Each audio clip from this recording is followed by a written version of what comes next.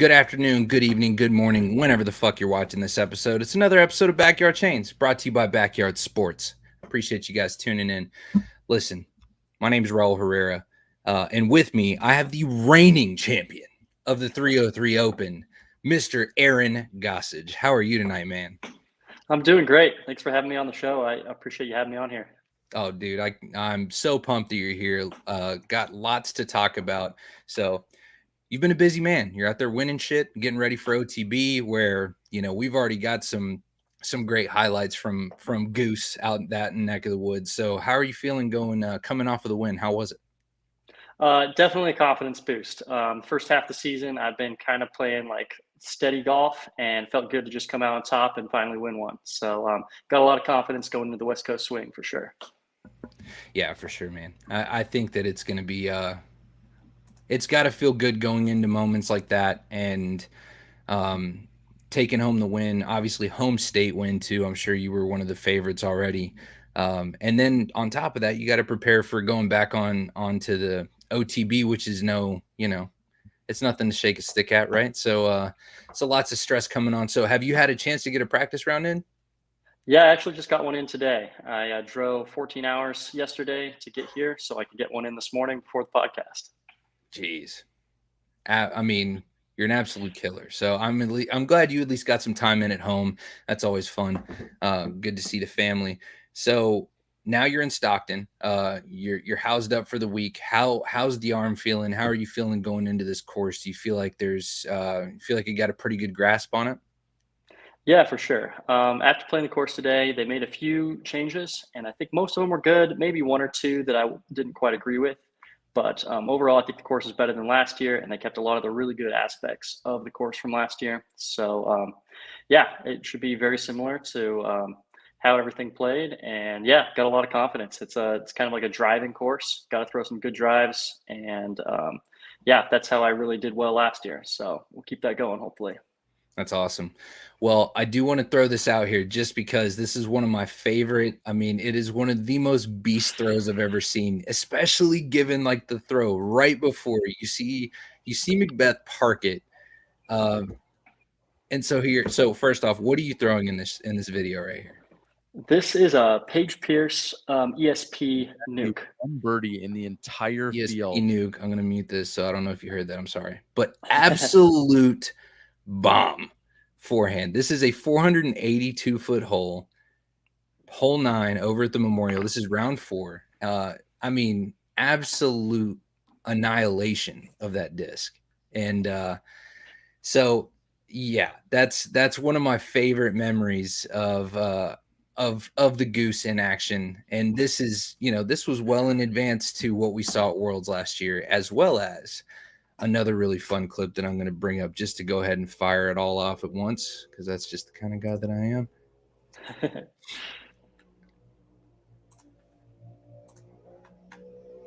There we go.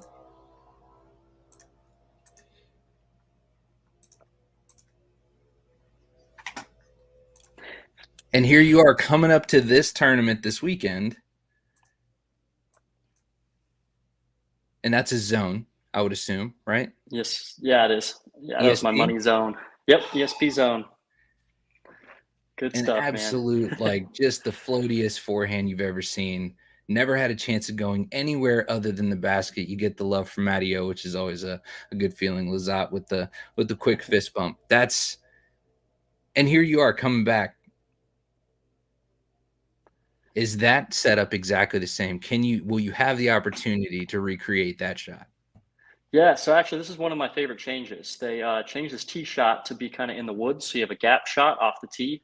And if you throw a good drive, you'll get to about the same spot. So it may set up for that same exact shot that I threw there. I mean, let's just run it back, Goose. Let's run it back. Yeah, one of my favorite parts about that shot is that it's exactly how I wanted to throw it. It was just going to like slide right up to the pin, and it got a little extra skip that I wasn't expecting when right in the basket. So a lot of times when you throw in, it's a pleasant surprise. Yeah, exactly. Good way to start the round for sure. Yeah, no kidding. And to wrap up the back 9 there. So next thing, or the front 9, excuse me. Next thing we're going to pop up is going to be the world rankings. So let's see, get that pulled up. get a comment pulled up. Hello from Alfred Station. Senior, good to see you. Thanks for tuning in. All right. So, world rankings review. Who's your top 5? So, this is the world rankings. This is based off of a dominance index. Number 1, Calvin Heimberg, Ricky Wysocki, Gannon Burr, Eagle McMahon, and Simon. Those are your top 5 currently in the UDisc world rankings. Going through 6 through 10, you've got Paul Macbeth, Isaac Robinson, who's no doubt been a standout player this year. Kyle Klein, Dunwell, got a couple wins. Chris Dickerson, and Anthony Barella. And, I think everybody probably expected a lot of things out of AB this year. He's consistently been one of the longest throwers on tour, and his recent switch from Innova over to Team Discraft, now a teammate of the one and only Aaron Gossage. How are you feeling about this top 10? What do you have any changes you feel like you'd make to this, aside from, maybe Gossage up there? Yeah, so there's definitely some players on here that played really well last year that are still kind of like hanging at the top. And there's a few players that have really started the season hot that have jumped up in there. So I read a long article on how all the UDisc ranking system works, and actually figured out what's going on there. And I kind of like what they were after, but I don't think it does a great job of showing you who is the best player at the moment. And I mean, obviously that's the case when Ricky Wysocki dropped to number 2 and then didn't play Champions Cup, went back to number 1. I mean, it's just you can tell that something's a little off there. But I like the concept of it. My biggest thing is that there's so many different ways of ranking people at the moment, and everyone's doing it in a slightly different way. And I think that the most accurate, best way to show that, especially when it gets later into the season, is going to be your tour points. But I think that all of these have their own flaws, and I think it's just kind of a shame that some of these rankings really matter for certain things. Like UDisc World rankings are really important for signing up for European Open. Ratings are really important for signing up for different tournaments. All these things are very important, yet they're not exactly the best show of who are the best players. So, right. I think relevance should always play a factor, especially when you're talking about world rankings and a world index. It's got to be, or in a dominance index based off of, the dominance index is based off of all time. So, player 1 beats player 2. That's your formula. So this is, the example of, we expect Calvin to beat Ricky Wysocki 52.34% of the time. Now, my immediate question to that is, do you expect Ricky Wysocki, like what we saw last year, Ricky Wysocki, to turn around and lose less than half, or win less than half against Calvin Heimberg? I don't know. That's a tough go. Yeah, I like that it's finally evened out. I think that Calvin Heimberg has played the best season so far out of any player by far, and I'm glad to see him at the top. Yeah. So it has eventually evened out, even though I didn't agree with it for maybe the first, few months. It has gotten to that point now where the best player is at the top. Yeah, 100%. And unified at the top, Statmando, UDisc, Pro Tour, all of the rankings place him at the top, which is, again, well-deserved. He's definitely played the most consistent game. And anyways, so yeah, that's always been my heartburn all season. And I feel like the relevance really has to play a factor as far as the world rankings. You can't keep Ricky Wysocki up here and expect that this ranking system is accurate, especially for time-sensitive things like the European Open, things that you have to qualify for, that this plays a role in. Now, another question that I've asked some of the pros before is talking about points championships as well as ratings in general, and how that looks like, or how that feels, how that weighs against your game, or maybe your mental strategy going into things. Because rating, I feel like, probably matters the least, but it also depends on who you're asking. I feel like that 960 player who's just trying to break 1,000 versus that, 1030, 1040 rated player who's, just trying to win a points championship, that's where rating is kind of less relevant. Would you feel like all that's fair? Yeah, for sure. I think rating is another system we use to just quantify how good players are. And for the most part, it's decent. If I say, hey, I'm a 1020 player, I have a general idea of how good that person is. Now, one of the biggest issues that I've come across lately is the difference between rating on tour and off tour. So currently on tour, everyone is just playing so well. There are very few outliers. It's just always very little separation, and you get very specific ratings. So I think that if you look at every player that only plays on tour, they have a very accurate rating. But if you compare them to a player that plays half on tour, half off tour, or someone that plays completely off tour, it's just a complete switch. You have no idea how to compare the two players. So overall, I think it's a great way to kind of quantify how players play at a certain level. But once you switch between casual playing and then on tour, it's just gets very dicey for sure. So question, and purely out of curiosity, I feel like every sport has those individuals who are just like like in basketball, your pickup game players, the guys that are at your local park but they crush, right? Like they're no bullshit. They could surely compete at that level. Have you ever encountered somebody that was not on tour, not a professional in any way, shape, or form, just a casual round who you thought to yourself, like, this dude could be a top 5 player in the world? Yeah, so there's kind of a distinction there, I would say. One of the things in Colorado, we have some phenomenal players here. Right. And I wouldn't say anyone that's at that 990,000 rated thing is a top 5 player in the world, but any of them have the potential to play at that level for a weekend. That's what's so crazy about our sport is that I'll go back to Colorado sometimes. I'll play 1060 golf and I'll lose by 5 strokes.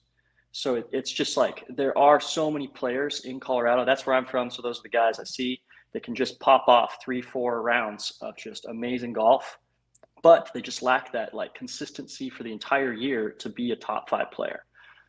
That's the biggest thing you'll see in those guys. Calvin, Ricky, Gannon, all those guys are just consistent day in and day out.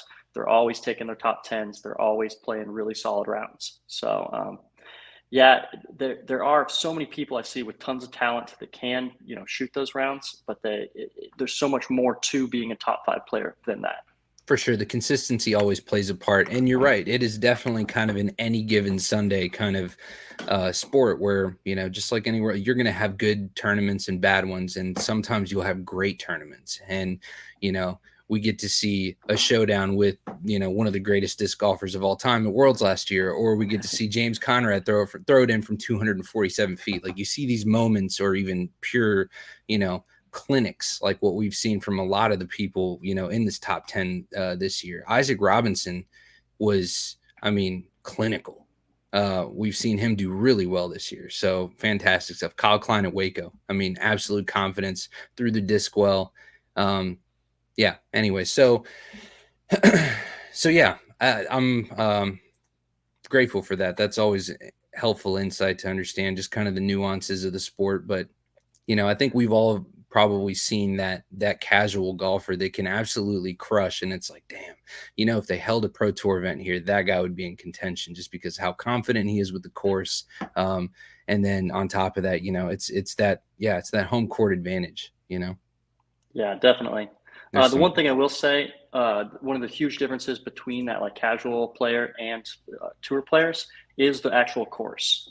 I know a lot of players back home. We play our local course. They could beat me on any given day. There's a lot of shots. They practice them. They're all very gettable. And then you put the two of us on a pro tour level course, and it's a completely different ball game. It's where they'll beat me 25% of the time back home, but on tour they'll beat me 1% of the time. Just because the skills you need to play those hard level courses are something that you build when you're on tour. When you're throwing those shots day in and day out, you understand how the courses work, and it's just a different level of difficulty. Well, playing at home is you're playing for birdie. Playing on a pro tour level course, You're just gonna. For the average Joe like myself, I'm gonna be really hoping I walk away from these holes with a par, especially some of the holes that you guys have had to throw. The one we just saw a clip of, right? It's 482 foot par 3. It's a very difficult, like that's going to be probably close to 2. At least one full power shot and then a full power mid-range into a very risky landing zone there at De La. I don't do it. I'm not even I'm going to be lucky if I par that hole. And then there you are, just jamming it in from 45 afterwards, which was just like, yeah, can certainly appreciate that energy. Yeah, for sure. All right, so let's get into the Pro Tour point standing, because that is something, this one is obviously going to be a lot more relevant. This is based off of the events that are played all year. Lots of people signed up for the Open, with the exception of Paul, who I think's already made his way over to Europe, and Dickerson, who usually doesn't partake in a lot of the West Coast swings. But a new teammate, his second year in with you guys. So that's awesome, man. You guys have picked up some absolute killers just in the last couple years. It's pretty impressive. So yeah, I was really hoping that Vinny would make that switch myself. Just throwing that out there. And then he stuck around with Innova. I've got so many opinions, I think, that I don't know how educated they are about it. I asked James a lot about it too, but the relationship with Discraft and Dynamic Discs, just forking out great deals for great players and really making solid investments, versus Innova, who has kind of let a lot of their star power fall away in the last couple years, especially in the last 2 or 3 years. Pretty much it started with Macbeth, and then now it's progressively gotten to where your only real absolute stud that's 100% dependable is fortunately at the top. But looking down this next line, I mean, who is your next top 10, top 20? You got Joel Freeman at 12. That's your next best. And you can't do the same thing with Discraft.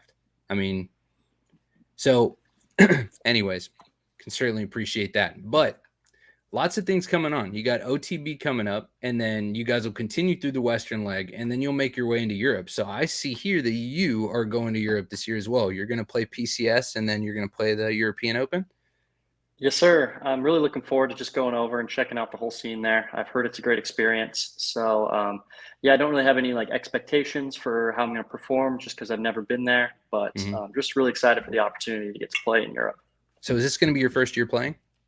Yep. Yeah, playing the European Open. Yep. That's awesome, man. That's awesome. And we've gotten to see some great golf come out of there. I think Barsby took down PCS, and then that was Eagles' win last year, right? Yep.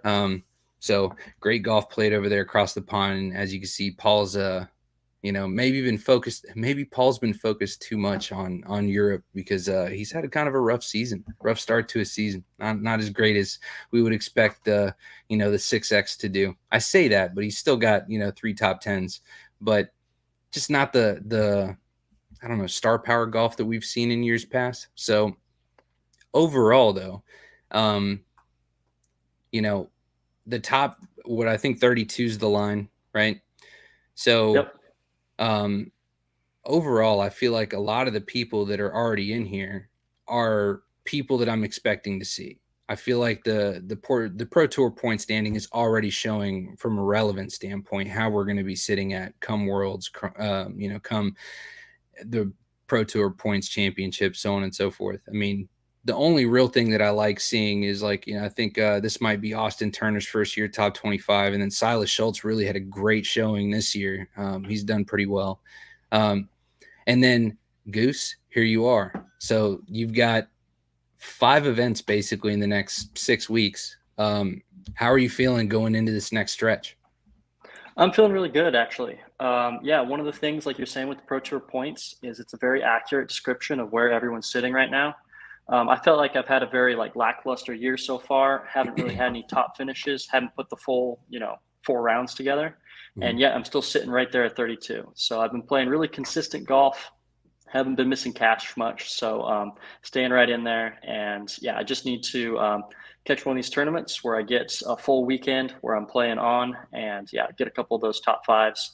And I'll be right up there with everyone else. So, going into the West Coast, I've really been looking forward to playing these tournaments again. These are places where I really excel. Like I said, they're kind of like drivers courses. So you got to throw good drives, give yourself opportunities, and that's kind of where I excel in my game. So go Blue Bomber. I mean, Yep. And so the stats to support it, because it's not if you get the top 5s, it's whenever you're talking about Aaron Gossage. So allow me to provide receipts here. So you're the number 20 player in the U.S. Tour rankings, number 33 in the UDisc World rankings. You have these are your top tens in percentage. When we talk about getting off the tee box, shot placement, and distance, right? So Mr. Consistent here, fairway hits, you're seventh at 77%, parked, you're sixth at 14%, C1 in regulation, ninth at 45%, and C2 in regulation, seventh. You were a top 10 in all of the major categories that involve getting off the tee.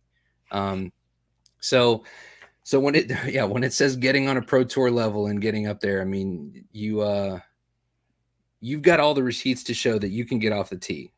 So what are your improvements going into this year that you feel like you need to take to get at that next level, to get that 1X next to the Gossage? It's a good question. It really comes down to the putting for me, especially. I know every player is a little bit different. Sure. When I have the same conversation with Corey, he's like, when I'm driving well, that's when I'm winning tournaments. And I'm the opposite. I'm like, when I'm putting well, that's when I'm winning tournaments. So it's just interesting how people have, different things like that. So I know that for this whole West Coast, I really just need to put nose to the grindstone, keep working on my putting every single day, and get it going. Earlier this year, I have been working hard on my putting, and I'll see it, work here and there, but it's just kind of a mental thing. I think a lot of times I'll just have small things that'll set me off a little bit, and I'll struggle to get back, focused in that zone for my putting. So you've got 28 career wins. I mean, aside from camera coverage, probably maybe getting you a little jittery. I know I can barely do well when there's people around, like people outside of, the people I'm playing with. I played a local tournament for charity this last weekend, and I threw arguably my worst round in 3 months. And it was purely, and I tied my personal best at 6 under through 9. Like, I was really doing well in a good momentum. And then the last 2 weeks leading up to this tournament just slowly declined.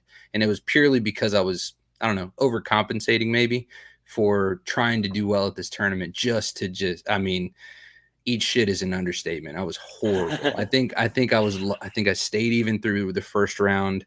I was maybe 2 over the second round. And then I think I gave up that last round. It was horrible, but hadn't been over par in 2 months. And here I am just putting up a show.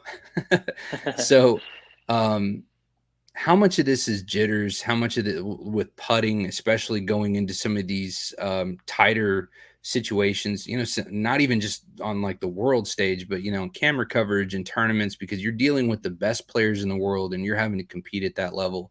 I mean, surely the nerves still have to get you after, even with this exposure that you've had over the years. Yeah, for sure. I got on my first lead card this year a couple weeks ago at Jonesboro. And it was weird. I just kind of resorted back to that like little bit of camera jitters. First 4 putts or so were just coming out a little quick, a little low. And it's something that I was getting a little better at. I know that at Worlds, and then after that at GMC, I was getting a lot more used to being on the coverage and just, finding my rhythm. But I think since it had been so long since being in that position, I just was a little out of experience on what those nerves feel like. Yeah, see, that's tough, man. I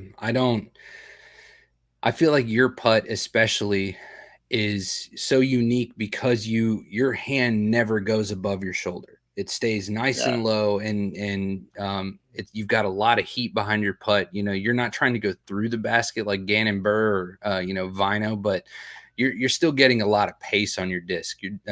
So I feel like those adjustments can be costly, especially. It's one thing to hit low, hit the band, you hit dead straight, so you're going to fall straight down. But, those misses where you're just a hunch left and you're on a slope, and next thing you know, you're rolling away. Now you got a 35-foot comeback. That's always got to be just kind of salting the wound, I guess, huh?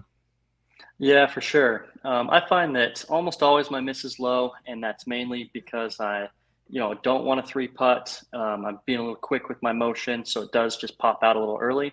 And then every now and then, 3-4 holes in, I'll be like, gosh, I'm tired of missing low, and I'll just rip one over the top of the basket and then run in that same situation you're talking about. Yeah. Yeah, that's usually my immediate overcompensation is I'll throw the first 2 low, and then the next one I'm sailing. Yeah. Yeah, and nothing but air.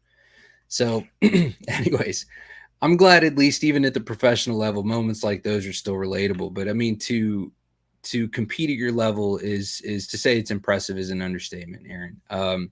So big question: are we going to see the Blue Bomber out this year? So I actually took the Blue Bomber out of the bag. I got to the point where I was like, I'm scared to throw this on some water holes and stuff, just because it does have some like sentimental value to me. Mhm. But that being said, yeah, you just go to Discraft, find yourself a Blue Z nuke, and those things bomb. So I've got I've like been 5 or looking at it. 6. Yep. I've got one in the bag right now. It isn't the Blue Bomber, but it's the same thing. Nice stable nuke, perfect for throwing forehands. Same So, color. yep. I was going to say, I Blue feel like ones, that's your yeah, trademark. You got to keep the blue nuke. That's yours. for sure. That's awesome. So, yeah, speaking of nukes, it sounds like you're in good company. So, nukes, baby. Oh, Yeah, man. that's for sure. That's awesome. I loved watching some of the footage that we've gotten to see on tour, just outside of, the Jomez's of the world. Seeing Ezra play around in Waco, throwing absolute bombs across the river was awesome. And it's pretty impressive. I mean, I've driven across that river many times, and not once have I ever thought I could huck a piece of plastic across it. So it's pretty awesome to watch for sure. Yeah, I tried that one this year for the first time, and I put my first 6 right in the middle of the river. Oh no. It's hard to get the angle right. Oh yeah, and that wind's never not whipping. Yep. So yeah, that's hopefully it's just running in your favor. You got at least a little bit of tailwind or something, just push you across. Yeah. So anyways, I did want to talk about the Jeremy Colling ratings conversation. So this dates back a few weeks to James Conrad shooting 17 under, tentatively 1107, comes back at 1103 to tie Garrett Gerthy's round. What are your thoughts on the idea of a curve with the rating system specific to that, round of play rather than overall, obviously? So the curve thing is an interesting idea that I haven't given too much thought to, but overall, it sounds like a good idea. I think that shooting those outlier rounds are hard to do. So making it a curve, ramping it up, not making the separation the same per stroke, actually making it higher at the top end would be a good idea.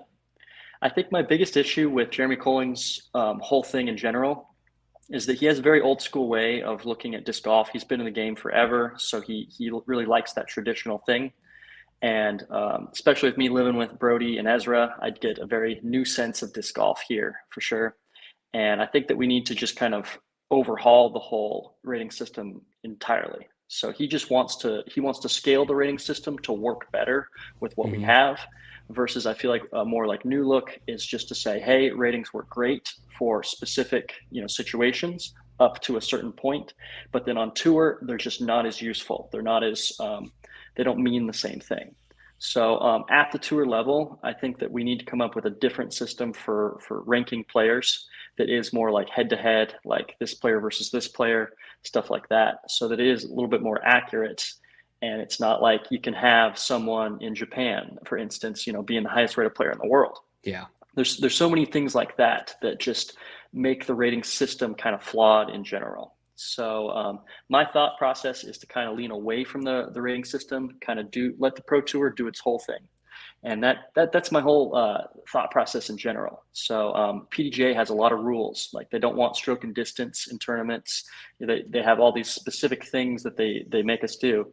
And I think that the pro tour kind of developing its own rules, its own like way of playing, its own systems would be a really good way of just making the pro level that much better and kind of giving that separation where at the top you play stroke and distance.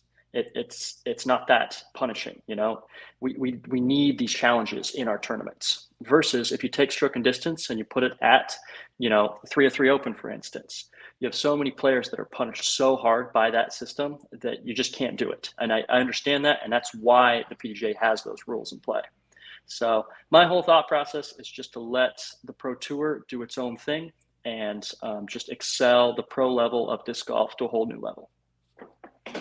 It's interesting. So you're talking about the difference between Colling's suggestion, which would be more of a Band-Aid solution on the existing infrastructure, and you're talking about an entirely separate but not not getting rid of the rating system, but creating something different for the Pro Tour that that keeps a level of relevance and also a level of fairness to market value or market, success with the individual. So that's interesting, man. I really like the idea. Obviously, the new wave of thought is entering the disc golf world since, the last 4 or 5 years. So it's certainly time to give it that look. But what we've seen the most is with players like Gannon Burr. I mean, you're looking at, we've never seen as many good disc golfers now as we've seen, 10 years ago, 20 years ago, 30 years ago.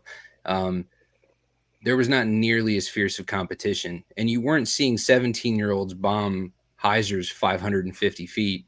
And then some of the things that we even see, like, again, I don't think anybody was throwing a 482-foot forehand 20 years ago. Honestly, I feel like the disc technology probably wasn't there to do that consistently, and not to mention just the talent and the amount of time and money invested into the sport.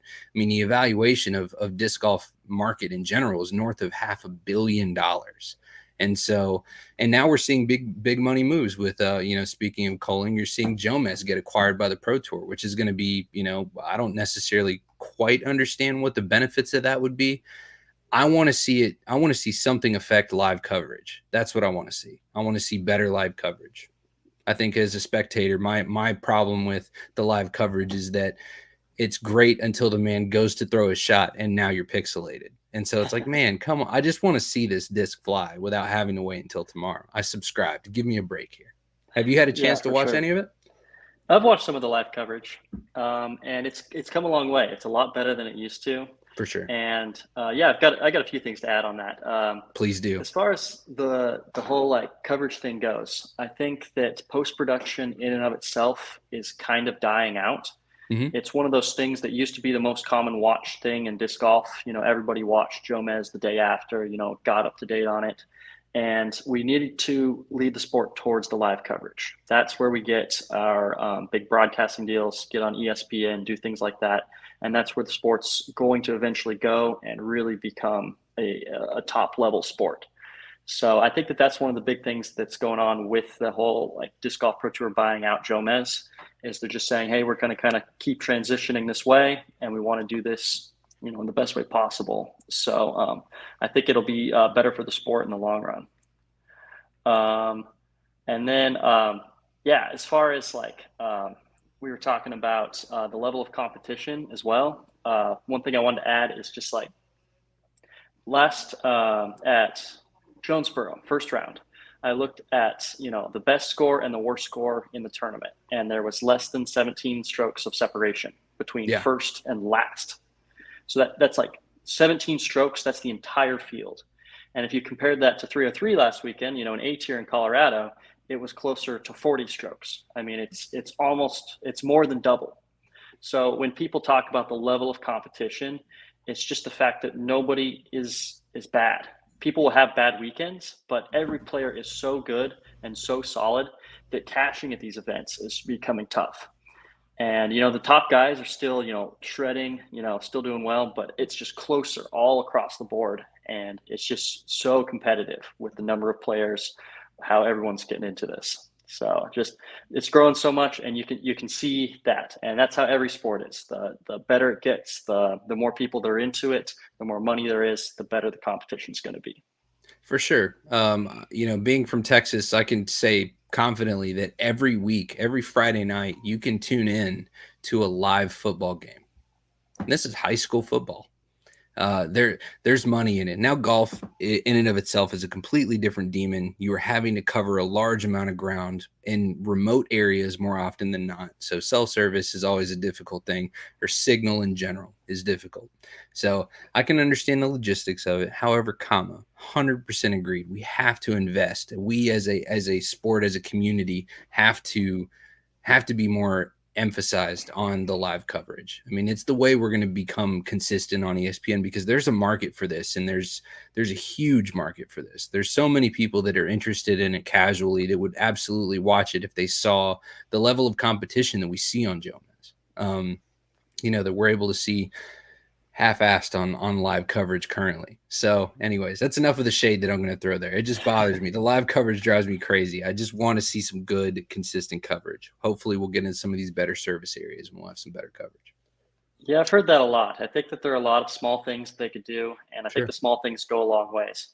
I think that it would be really good for them to just set up a camera on one of the more picturesque holes and film everyone playing that hole all day long. And then that way, when, instead of just, having shots of people standing around the tee pad, playing hacky sack, walking up the fairway, doing all these things, they can always cut to another shot going on. There's so many, small things they can do like that. They'll just keep their viewers entertained. Yeah. And I think that a lot of people struggle with just how slow paced it is right now. And that's because they can only cover 2 cards. And over half the time when 2 cards are playing, nothing's happening. There aren't any shots being thrown. So it's just tough. Yeah. And I've heard a lot of complaints about this and that. So the more people can just like say, hey, this is something I like, this is something I dislike, keep giving that feedback.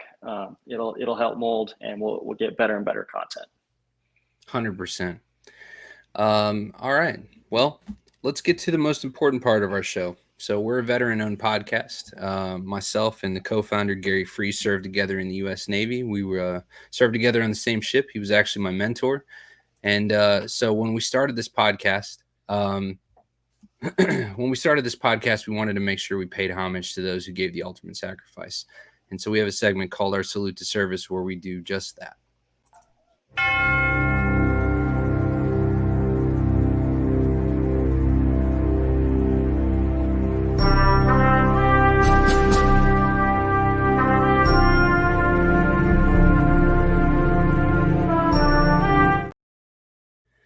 This episode is going to be dedicated to Army Private David Evans Jr., who passed away May 25th, 2003, serving during Operation Iraqi Freedom. He was 18 years old, from Buffalo, New York, assigned to 977th Military Police Company in Fort Riley, Kansas. He was killed in an Iraqi ammunition plant explosion in Diwania, Iraq, May 25th. Army Private David Evans Jr. We have the watch.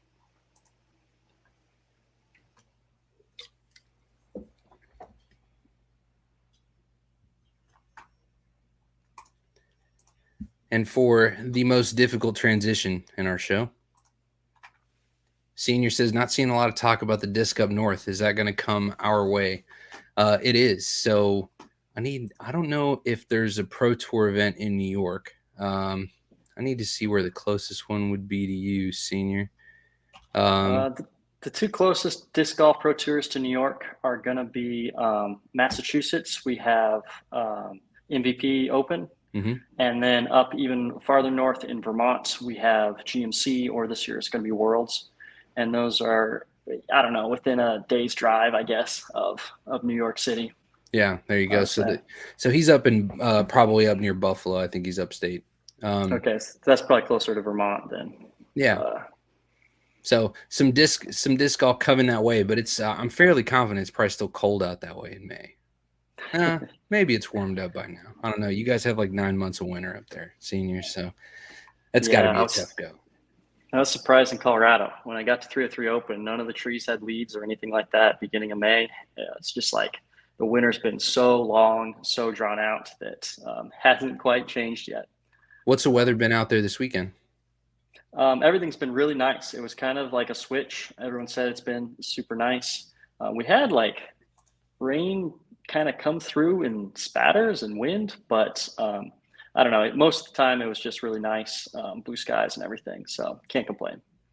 Oh, well, certainly can't complain about that. Yeah, I'm just not a fan of the cold in general. That's why I live in Texas.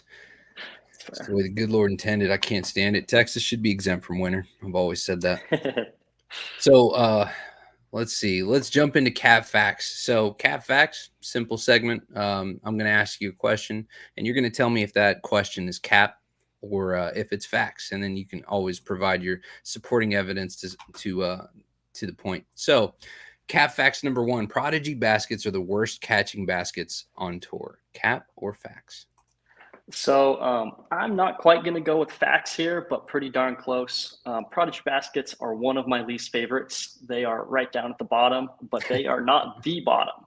Okay. Veterans are the worst, in my opinion. I'll come out and say it. Prodigies, they have one huge problem, and if they could fix this one problem, they would be way farther up in my list. They've got a bolt, the bottom of the basket. There's the two rings that hold the chains together, and those rings get caught on this bolt. So then, like, I don't know, every fourth putt or so hits the chains, and the chains are completely rigid because that ring at the bottom doesn't go up and down the pole. So it seems like it'd be really easy to fix. And if they did that, they would catch a lot better. They still have the problem of they push out left and right, but dead center, they really cushion well. And it's just mainly that bolt problem for me. Every now and then you'll see it on a different basket where they install it incorrectly. And when you see it happen live, you're like, oh, I see exactly what you're talking about. It just has no give, and your putt pops straight back out faster than you're like, it didn't even hit the chains before it came out.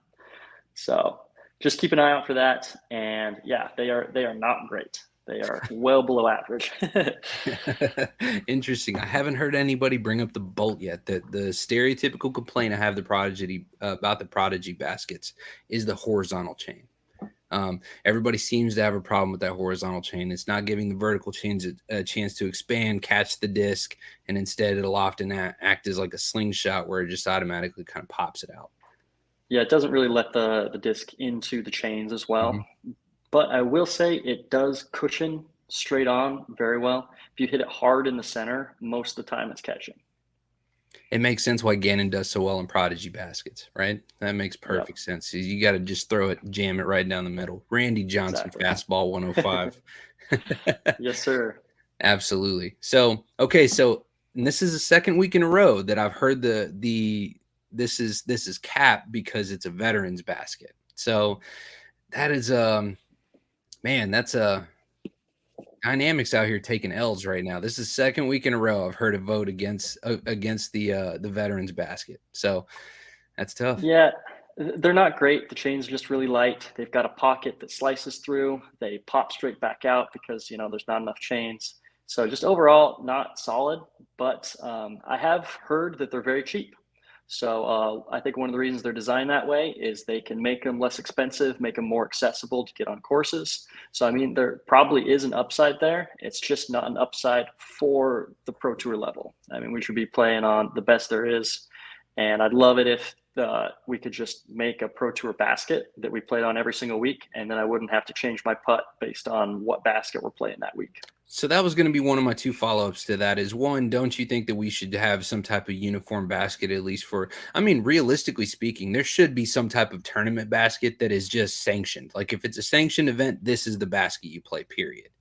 Because it should really be that accessible for starters. But yeah, the casual baskets, the casual course, you throw up whatever you want. You want, mock threes, you want veterans, you want whatever, then throw it up there.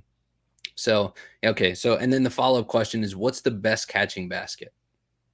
So I'm going to be biased.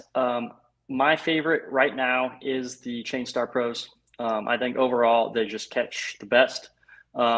Really close to that are the Mach X's. The Mach X's are a little weird. The chains react differently than almost any other basket. I think they catch better than any other basket. But I don't know. I just get a weird vibe from them versus the Chain Star Pros are very consistent. And then I'd put the disc catchers. I think that's Innova, kind of right below the Chain Stars. I think they're very solid baskets right there with MVP baskets. And then, down towards the bottom, you're going to see the Prodigy and the veterans. The lessers. Okay, fair enough. And then I think Beast is going to be in Europe. That's going to be Discmania baskets, right? Oh, yeah. I did play on Discmania baskets last weekend at the 303. And how'd those catch? Not great. First of all, Joe Revere, you had to struggle to get the win. Well, it wasn't me, man. They caught my putts just fine. But Joe Revere, notorious for having spit outs, man. And I saw some nasty ones. Holy cow. No mezzes for days. Yeah, huh? One of them, I just like laughed. I was like, that is the funniest thing I've ever seen before. He hit squarely between the cage and the pole, the bottom of the basket, no chains, just square on, popped straight back up and out. I was like, that is unlucky. That's disrespectful, is what that is. Yeah. It's going to make me irate with an inanimate object, is what that's going to do. Next one. Go ahead. I was just going to say, I'd put them somewhere in the middle, probably above Prodigies, but below disc catchers. Fair enough. All right, Cap Facts. It's too late for Ricky Wysocki in the points race this year to win. For sure. That is facts, 100%. I think that if he had played every event, he would have a chance. But the way Calvin's been playing, the way some of these top guys have been playing, you can't just win every tournament. And that's what he'd have to do. And that's just not possible. So at this point, it is too late for Ricky to win the points race. I still think he can qualify for, the end of the year Pro Tour finale, all the events. He could even get, top 10 potentially if he just comes out playing lights out. But level of competition right now and missing this many events, it just does not lead to winning the year.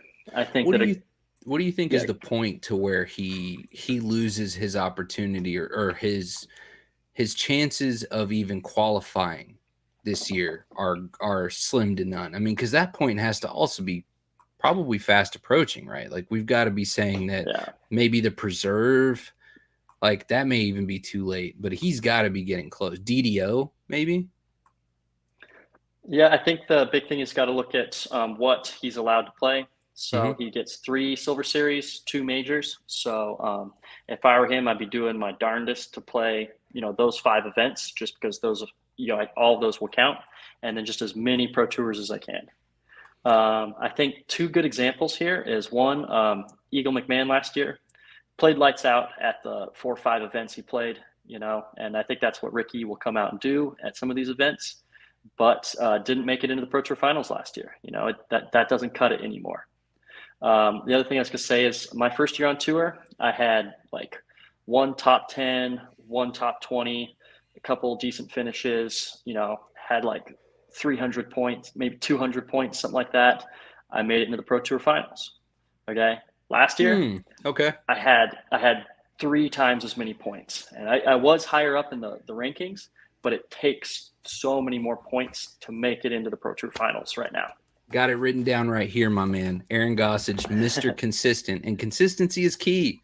Like if you're not going to be this lights out player that's going to take down 2 to 3 wins per season, which is already, you're talking about the top 5 are going to be the guys that do that. Those are going to be the ones where you have to stay consistent, get as many top 10 finishes as you can, get as many top 20 finishes as you can. And so, and then that in and of itself will pay some dividends. So this is how many years have you had on tour? Is this your 3rd? This is my 3rd. Yeah. 3rd year. And so at this point you've got 2 top 20 finishes and a top 10 finish. And then now we're going into the Western leg, and probably a little bit more familiar for you, because I would imagine before you went full-time tour, you were for sure participating in the Western leg of these tournaments. So how are you feeling going into the Western leg? Is this the kind of momentum that you've experienced in past going into this leg? Yeah, it's pretty similar, I would say. Last year I had a little better start to the season. Had a couple top 5s before going here, but very similar in that I knew that these were tournaments that really adhere to my game, and I wanted to come out swinging and really play well at these. So I definitely have that motivation going into these. Got a lot of confidence just in my ability to put the disc inside circle 2, and then eventually the putts will fall. Exactly. You drive for show and you putt for dough, as they say. So last Cap Facts here. Cap Facts, your performance at World last season was a victory more than a defeat. Because I say defeat because you're not a 1X, but victory as far as like you went on the world stage and you put on a show against the greatest disc golfer, possibly ever. Yeah, that 100% is facts. I have to remind myself that sometimes because I do, man. Yeah, I'll think to myself, like, oh, I'm so disappointed, like what could have been, all things like that. But at the end of the day, I went out, I played my best for 4 straight rounds. Played a little timid for half a round, and then half a round the next day, and then I came right back down to it, and I executed towards the end, forced the playoff. So got a lot of respect for myself for really sticking with it, not giving up, folding, fighting my way back into it. So overall, it is a victory. Doesn't feel like it's that sometimes, but I got to keep telling myself that, because that is the case. 100%, man. And listen, if you ever need the words of encouragement, you got my number. Hit me up. I will hype you up on site. I don't care if you're 15 seconds from teeing off. I got your back. I will remind you of the badass that skipped in just last year at OTB. The badass that threw a 482-foot forehand, basically pin high on one of the hardest holes on Della, and the guy who put the GOAT on his heels last year at Worlds. I mean, this is the Aaron Gossage that I know and love. So you got to remind yourself of that too, man. It was an absolute spectacle, and awesome to watch, and you should be very proud of that. So for that, 100% agree. This is facts. What a great victory. Good for the brand, but more importantly, good for the confidence in showing that you are 100% capable of putting that 1X next to your name. Yeah, for sure.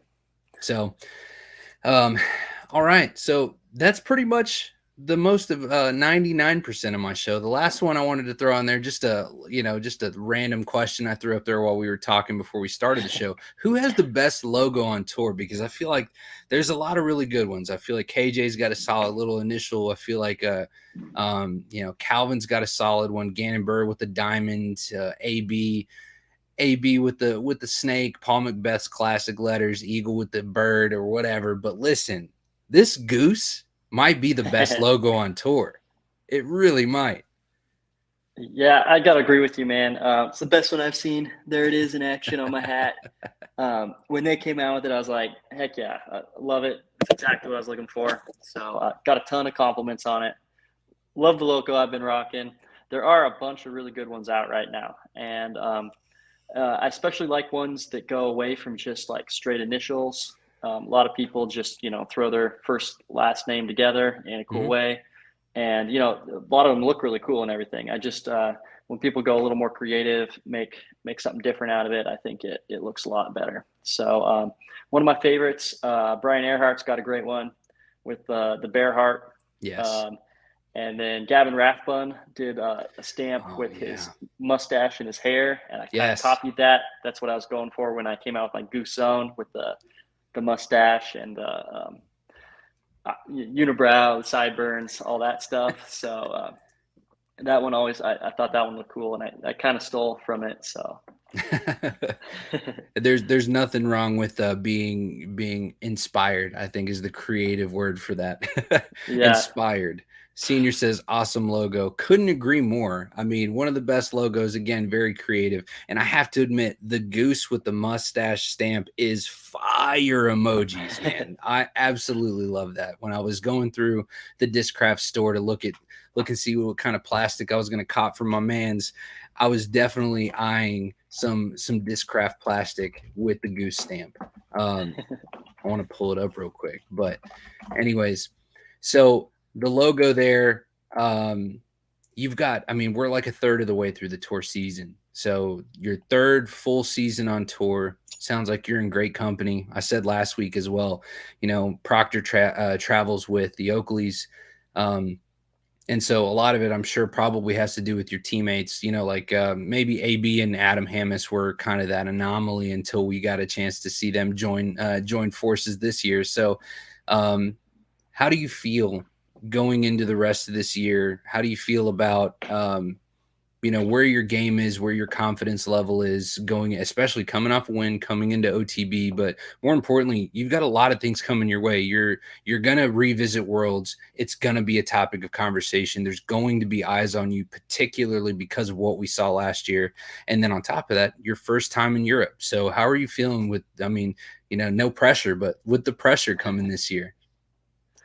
So I know I made a point earlier saying the ratings aren't that accurate or anything like that, but my rating is the highest it's ever been, and that's because I've been playing really consistent disc golf. I haven't had the lows that I was having last year, and I haven't had quite the highs that I had. So Overall, I've been struggling a little bit in general, just being like, oh, I'm not quite, getting those top fives I'm after.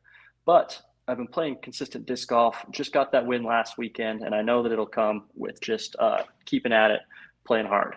So got a lot of confidence going in the second half this year. I think there's a lot of courses that really suit my play style. A lot of disc golf I'm really excited to play. And yeah, overall, it's the most consistent I've played, and that's some of the best disc golf I've ever played. So I think it'll just keep getting better. And yeah, I'm excited for the second half of the season. I'm definitely looking forward to it. I'm looking at the shop right now. Mike Miller says the logo knocks it out of the backyard. Couldn't agree more. Mike's another great local disc golf enthusiast. He's the guy who got me on disc golf, and I shit on him for years about his frisbee golf. And then finally I threw a disc and I just got hooked. So it was his Pro Leopard that he gave me that I first started bagging and throwing around, pretending like I knew what I was doing. So let's take a look at the store real quick, man, before we let you go. There he is, the man, the myth, the mustache. I mean, you've got some solid plastic up here. I think for sure I'm looking at the hat. I'm looking at the shirt because I need that logo in my life. It is perfection. Yeah, that's the one I was talking about. Yeah, it's great. It's great. I need to cop some plastic with that as well for sure. But yeah, so be sure to check out the Discraft website. You can go over to the team. You can check on the elite team, and you can see the Goose and all of his plastic that you can cop on sale. Please sure to check it out. Please be sure to check it out. So any other things you got for us, Aaron? They just restocked everything, so everything should be available. Big fan of the soft zones. It's one of my go-to discs for sure. Just came out with some Buzz OSs. I've been throwing that a lot this year. And then, of course, my tour series is the Raptor, so check those out as well. Yeah, any support, buying any of this merchandise supports me on tour, so yeah, I appreciate everything. I'm here for that. I don't know. I may need to make it. I may need to cop a couple because I'm definitely loving the soft zone now that I look at it. So, but now I don't know. I've never thrown a nuke. My go-to driver is like a really flippy Pro Destroyer because I'm probably 325 consistent distance drive. And so I don't know how I feel about the nuke. It's a 13 speed. It's a lot. It requires, and especially that Z plastic is nice and overstable. Any plastic mold you'd recommend for a beginner on the nuke? On the nuke, I will say the Blue Bombers they came out with are a little less stable than I was expecting. So you could try one of those. I would recommend ESP probably. Like I said, the Paige Pierce ESP nukes really go far, and they're a little bit flippier. So those are definitely a little lower arm speed. Check those out. Overall, if you're throwing that 325 range, nuke might be a little too much. I don't know. It goes left and right a lot. Yeah. So you might be looking for more of like something that flies a little more consistently. So I don't know, maybe a Hades around that like 12 speed that is a little bit more of a straight flyer. That is my go-to Discraft distance driver is a Hades right now. I want to be able to graduate to something a little better, but yeah, no, I'm good with where I'm at. I understand understable is certainly my friend. But it is a nice little confidence builder when you got a nice strong headwind and you can rip a force dead straight for a little bit, get 300 feet out of it before it kicks off and dumps to left. It's nice, nice little confidence booster. Yep. I know what you mean. I just played in Colorado. No, you don't, dude. When's the last time you accidentally only threw 300 feet with a distance driver? Aaron, you're a nice guy, but shut up. I was in Colorado last week, so I my whole bag was just like so much more stable. That's altitude. That's right. Yep. And it's such a breath of fresh air for me. I get down at sea level. It's hard for me to find plastic that's stable enough. And I go up in altitude and I'm like, wow, everything's exactly how I want it to fly. It's just like, it all just dumps left. I know exactly where they're all going.